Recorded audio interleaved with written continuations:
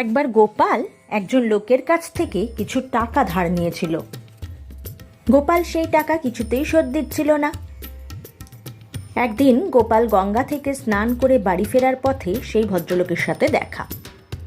ভদ্রলোক তো গোপালকে দেখে বিশাল চিৎকার জুড়ে দিল, দুদিনের মধ্যে যদি আমার পাওনা টাকা শোধ না দাও, তোমার আমি শ্রাদ্ধ করে ছেড়ে দেবো, তখন দেখো কেমন লাগে।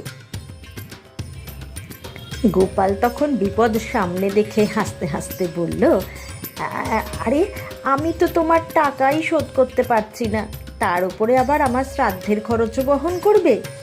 ছেড়ে দাও, ওইটুকু আমার ছেলেকেই করতে দাও, ও একটু খরচ করুক। তুমি যদি আমার শ্রাদ্ধই করে দেবে, তাহলে কি আমি স্বর্গ থেকে টাকা নিয়ে আসবো তোমাকে দেবার জন্যে? এই বলে গোপাল মুচকি হেসে নিজের রাস্তায় হাঁটা দিল। ভদ্রলোকও একেবারে বোকা বনে গেল।